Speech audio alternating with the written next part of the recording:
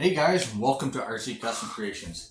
Guys, this brings part 7 of the FMS K10 bulletproof build to life. I am so stoked that I'm now to this point. I have one major component that I have to get modified. Finding a machinist for these last two steps has been next to impossible. My regular machinist, he is too swamped to take on these little tiny pieces that generally don't bring him any money. So he's asked me to look for another machinist to take care of these final steps. Guys, I think I found a machinist. I got to call him today, and we got to talk some business in regards to machining the drive shafts to get them longer as well as shorter, front and rear. And yeah, I've gone ahead and I've hand worked the front and rear cross members. The front one being the radio bed as well. The rear one just being the bumper mount. I've hand filed them to make the bumpers sit where they're supposed to sit. As you can see in the video, or on the truck, the front and rear bumpers are now sitting where I do believe they should be in comparison to where they were. Doing the body lift creates the issue of your bumpers no longer being lined up to where they're supposed to be, because the bumpers are mounted down on the chassis instead of onto the body. Yeah, I could have gone and figured out a way to mount the bumpers to the body, but I figured I guess make things more complicated. Anyhow, so in order to do what I had to do, what I wanted to do, I'll use the front cross member for an example. This would be the bottom side, this would be the top side. And typically the front bumper would mount, actually I guess this is the rear. The rear would mount to the bottom side with two screws in this recess. Not sure how clear that's coming up in that recessed area. And so what I had to do, what I wanted to do, is I wanted to duplicate this recess up top. And that's what I was looking for machinists to do. But where I was having such troubles finding a machinist, I went ahead and I'll show some pictures either right here.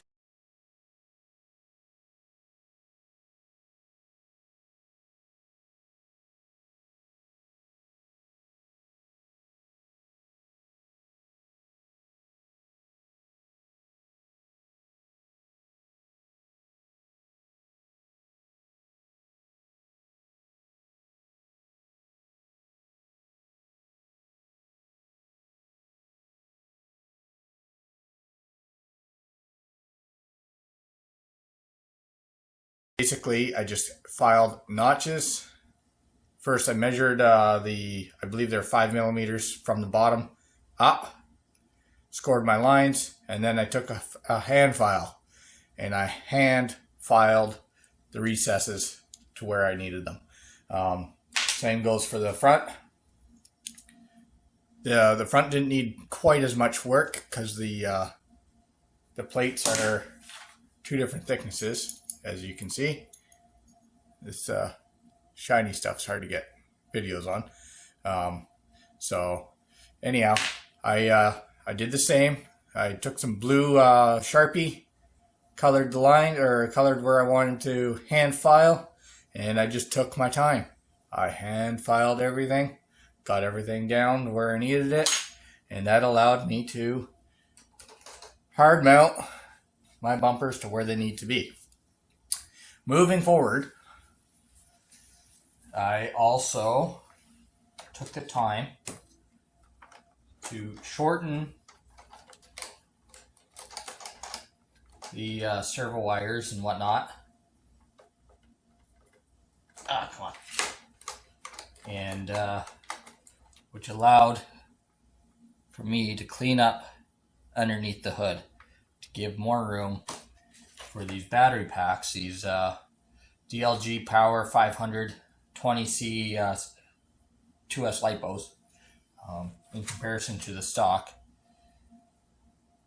I had to also make sure the battery would fit on the left wheel well, where my power switch for the Hobby Wing 1080 Quick Run is now where the battery used to be. So, flipping the truck over, as you can see, I have the all aluminum cross members, transfer case mount, radio bed mount, all aluminum axle housings, front and rear, all aluminum panhard bars, servo link, as well as the drag link, aluminum and stainless steel links to go from the chassis to the axles.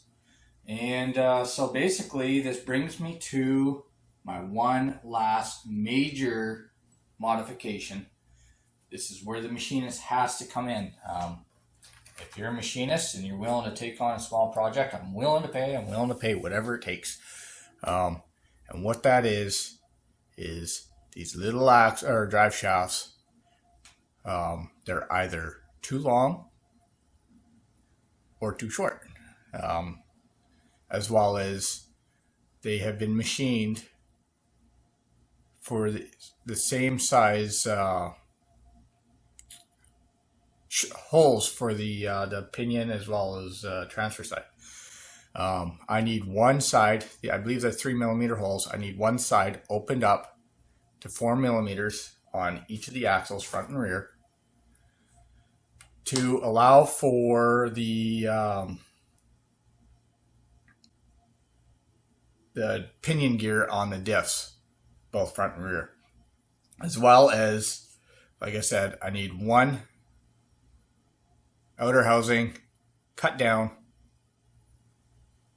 and then either the excess housing welded up to lengthen the rear drive shaft to the proper length, or I'm going to take a third axle or drive shaft, which I have, and maybe have it welded in, maybe even JB welded. I don't know. I'll figure it out. And then take a second outer housing, and then that'll be used on the other end. I'd like to find a machinist. I'd rather do it up so it looks cleaner and looks more scale-like. If you're a machinist, you want to take on the job, I'm in Canada, but I'm willing to work with anybody, even in the States or whatever. Message me if you want to take on a job, if you want to help me build this bulletproof K10. I would much appreciate it.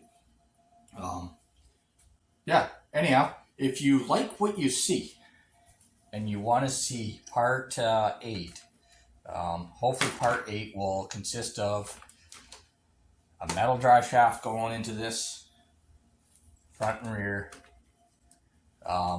as well as I might start getting into doing some body detailing. I do plan on putting some Tough Box spray into the box. I got a can of black here. Get that looking more cleaned up. Not a big fan of the electrical wires being visible, so I want to get that tied in somehow. As well as either my next stage or the stage after will be working with the lights. I'm thinking of putting a Tamiya realistic lighting controller into this to get my lights back, my signal lights, my brake lights, headlights, and do a little bit of painting on the dash, the interior and whatnot, possibly, and yeah, move on forward. Anyhow, like I said, if you like what you see, please give me a thumbs up. Leave a comment down below if you have any questions, or just want a general chat. I'm game for that too.